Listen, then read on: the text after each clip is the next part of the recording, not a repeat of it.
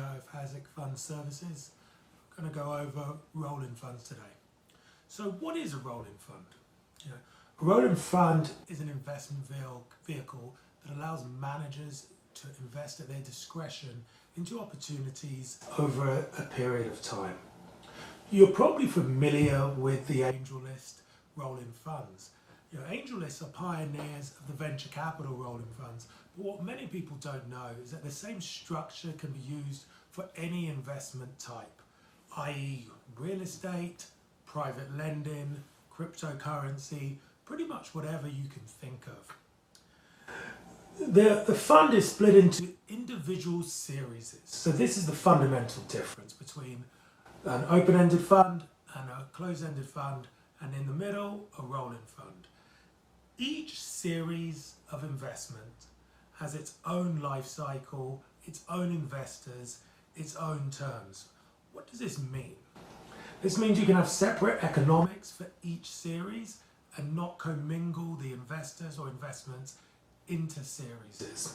So this provides greater flexibility than ever before. This is wonderful for the investors because they're able to increase, decrease, or stop their investment for each individual series. So you can look at it on a quarterly basis. You can look at it by investment type, i.e. if it is real estate, it could be apartment buildings or land. You can pretty much split it any which way you want. Okay, those are the great flexibilities of the rolling fund. Also, within each series, you don't have to have the same terms.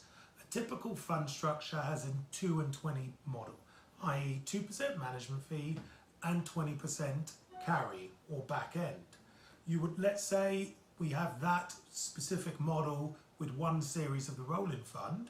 The next series could be completely different. The next series could just have a straight 50-50 profit split.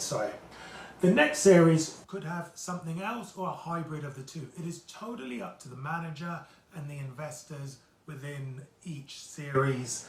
And all of this is done with the same legal documentation, which allows you super flexibility.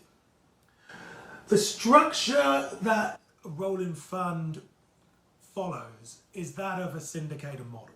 So those familiar with syndication will understand that they have one deal, group of investors, then the next deal, it may have similar investors, but it's got different terms, a different deal, and so on and so forth.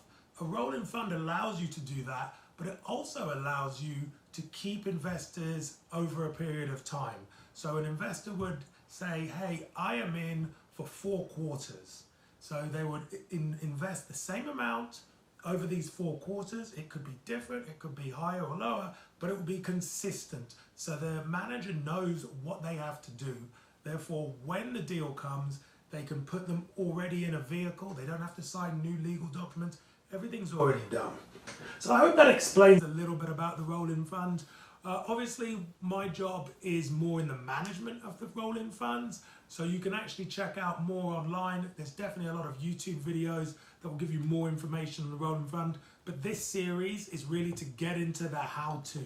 How to manage it, who do you need, the legal, the accounting, the tax, the nitty-gritty. That's what I do. So thank you very much for listening and look forward to seeing you next time. From Hasek Investments, thank you. Goodbye.